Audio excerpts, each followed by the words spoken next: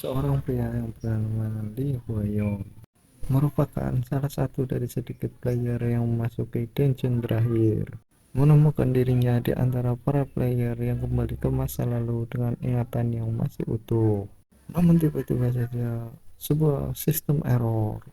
Mencari skill khusus. Pencarian skill khusus selesai. Butterfly Effect level 1.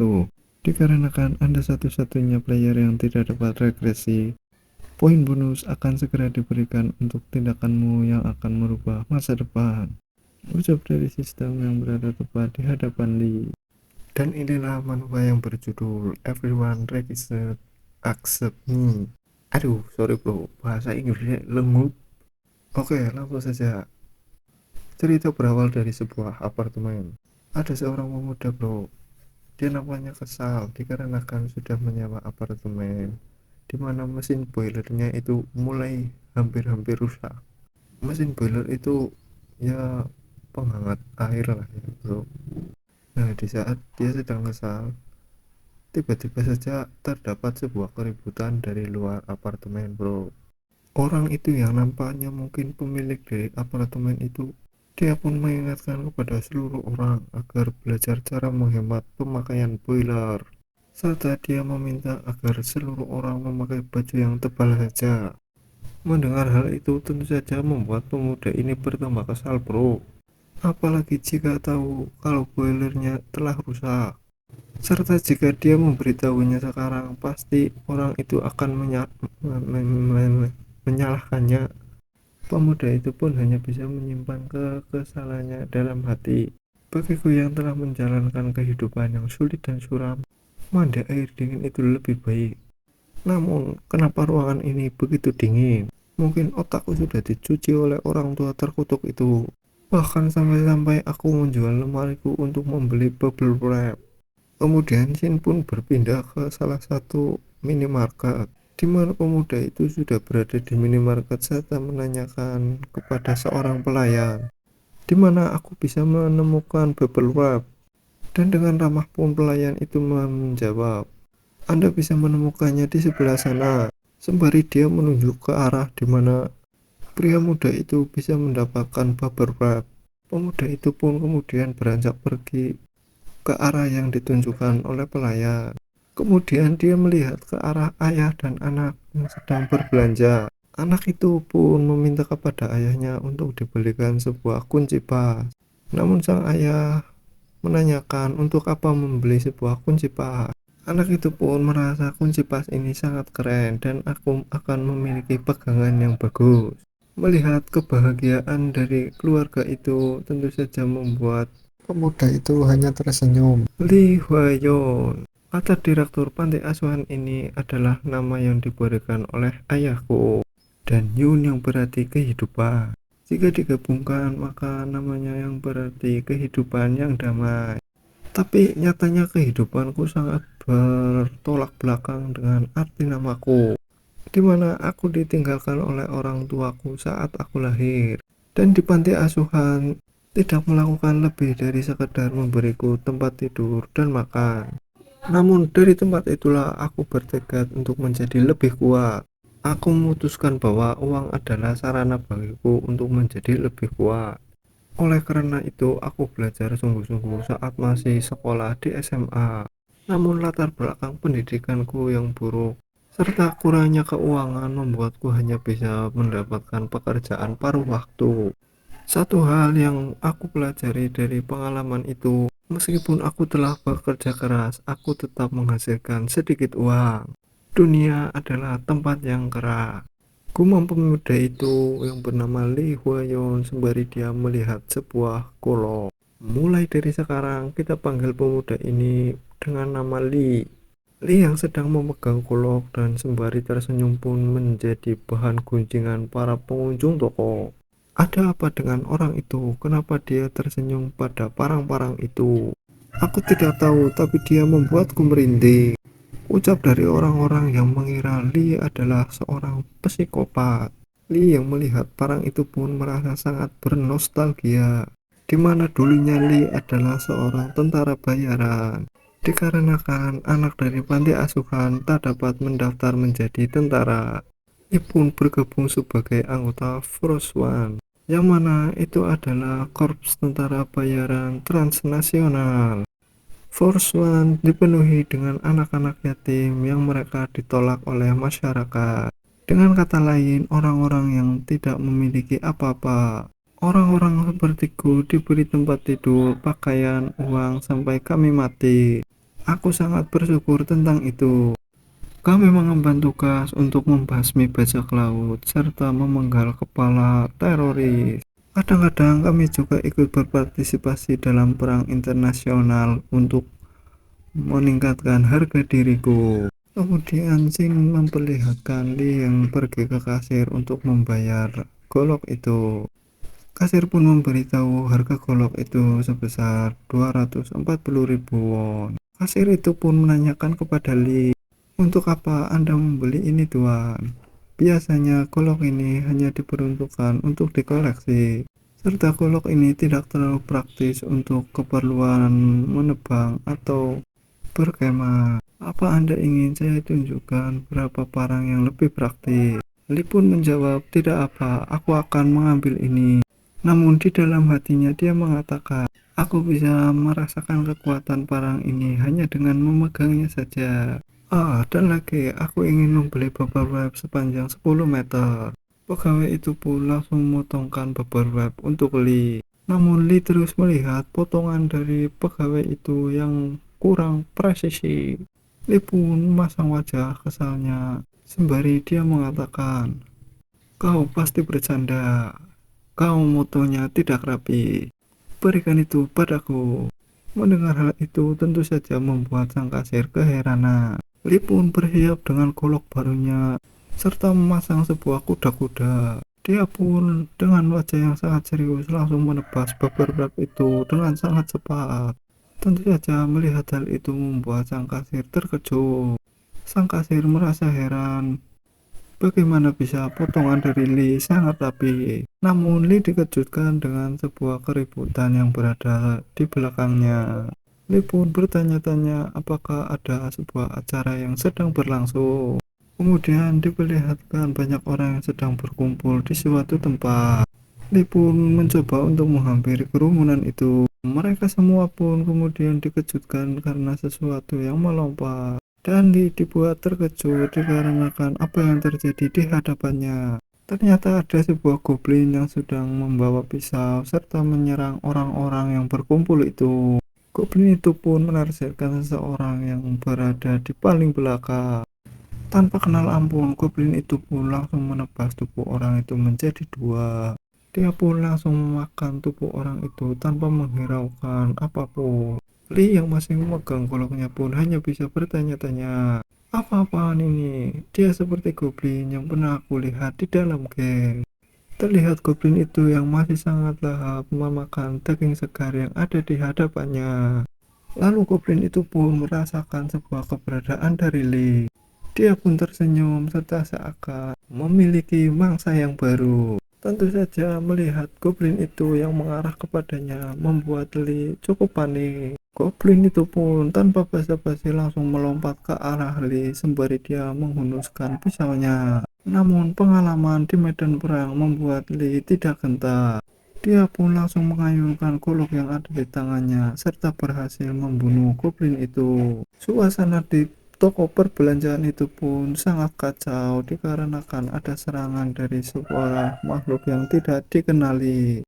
Setelah Lee berhasil menebas goblin itu, dia pun masih terdiam dikarenakan masih syok. Ada bau darah yang sangat menyengat. Apa-apaan ini? Gumam Lee di dalam hatinya. Lee pun kembali menoleh ke arah belakang, di mana ada teriakan orang-orang yang meminta tolong. Serta diperlihatkan pula sudah begitu banyak orang yang sudah mati di tempat itu. Dan terlihat goblin-goblin yang sangat menikmati pembantaian itu seakan mereka akan mengadakan pesta makan-makan. Kemudian terlihat ibu dan anak yang sudah pasrah dikarenakan mereka sudah dikepung oleh para goblin yang sangat banyak. Namun setelah itu terdapat sebuah tebasan yang ditebaskan oleh seseorang. Ternyata orang yang memberikan tebasan itu adalah Lee yang berhasil membunuh satu goblin kembali, serta berhasil pula untuk menyelamatkan ibu dan anak itu. Ibu dari anak itu pun menanyakan kepada Lee, sebenarnya apa yang terjadi dan dari mana keluarnya makhluk-makhluk ini. Lee pun memasang tatapan wajah dinginnya kepada ibu itu tanpa menjawab pertanyaan darinya. Lee malah merasa benda ini tidak bisa memotong dengan benar. Sepertinya aku harus menemukan sesuatu yang lebih berguna untuk situasi saat ini. Bahkan belum sempat Lee beristirahat, lagi dan lagi para goblin muncul tanpa henti. Para goblin yang sangat banyak itu pun sudah bersiap untuk memakan tubuh Lee. Lee pun merasa sangat kesal dikarenakan goblin-goblin itu terus berdatangan menyerangnya. Dan kemudian para warga yang berada di sana pun tidak ingin diam diri. Mereka semua juga akan melawan para goblin itu. Dan pembantaian dari goblin itu pun sekarang mulai berbalik. Malahan manusia yang mulai membantai para goblin itu. Namun kita diperlihatkan dengan salah satu pria yang malah duduk ketakutan di pojokan ruangan. Namun ada seseorang yang mengulurkan sebuah jeksaw kepadanya sembari dia mengatakan, "Hei, ini bukan mimpi. Sebaiknya kita bertindak bersama. Jika kamu mau hidup, bangunlah. Dan kau bila hanya berdoa tidak akan membawamu kemana-mana." Ucap dari orang itu yang adalah Lee, serta mencoba untuk memberikan motivasi kepada pria tersebut. Mereka semua pun pada akhirnya bekerja sama untuk mengalahkan para goblin-goblin itu, serta menggunakan peralatan apapun yang berada di toko tersebut.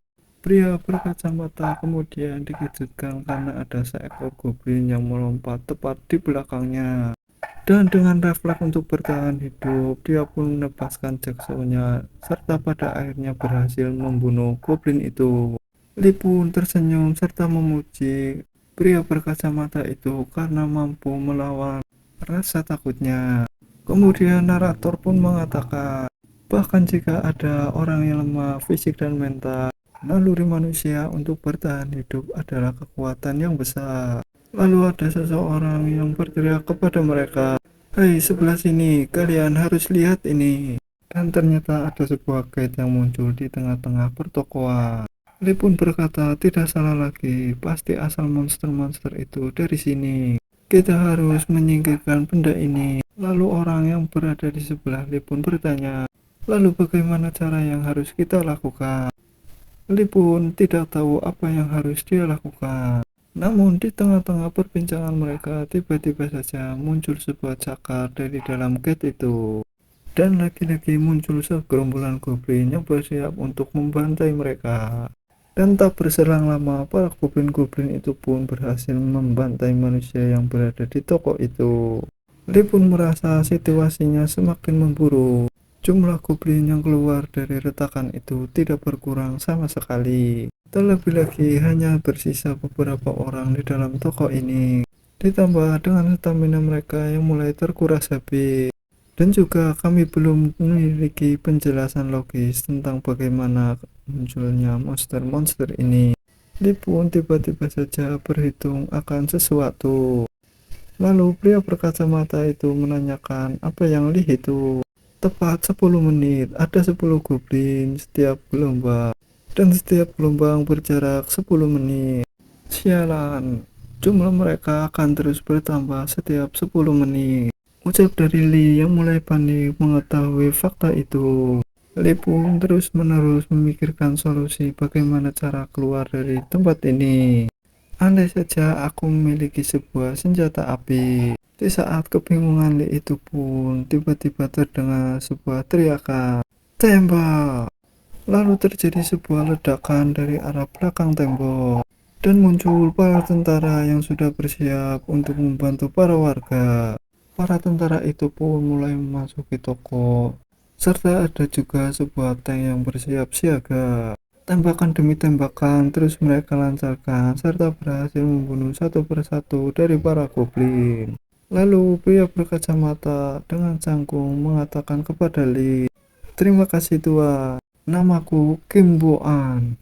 Ucap dari pria berkacamata yang memperkenalkan dirinya.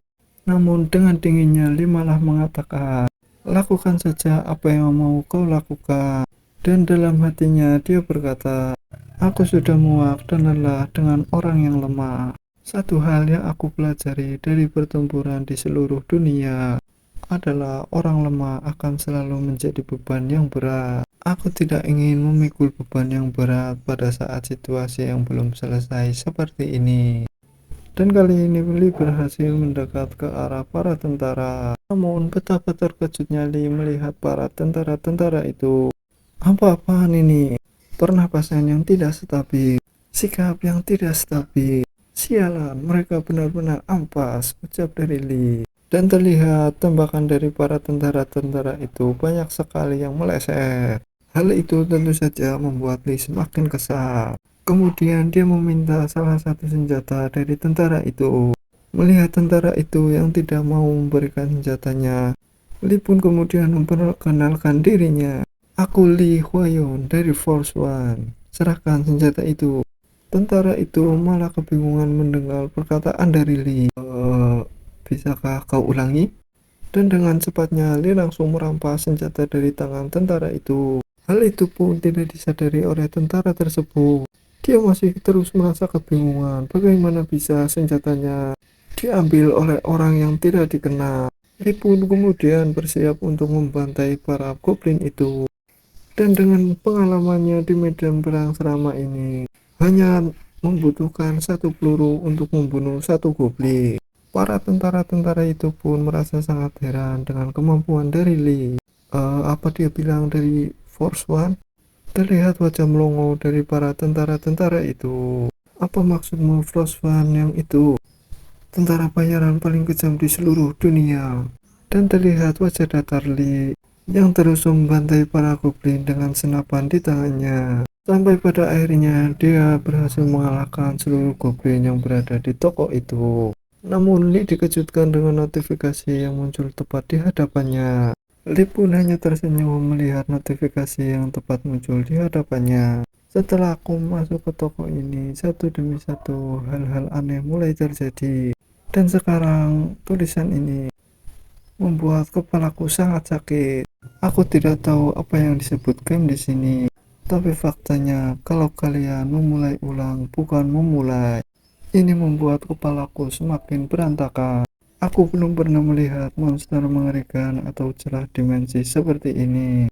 Dan itu bukan hanya aku, tak ada satu orang pun di toko ini yang pernah mengalami kejadian mengerikan seperti ini.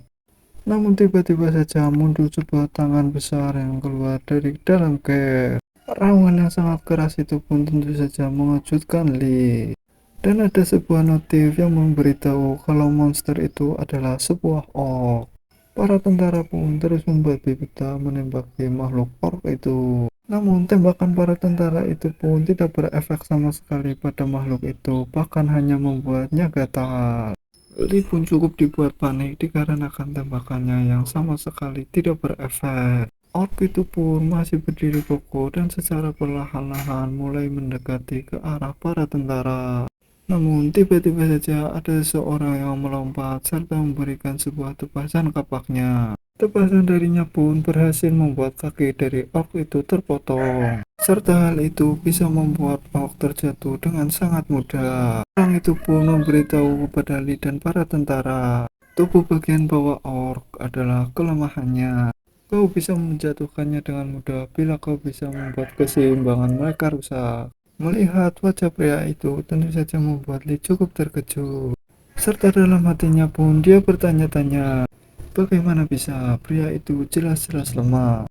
Kurang dari 1 jam yang lalu, dia bahkan gemetar ketakutan di hadapan goblin kecil.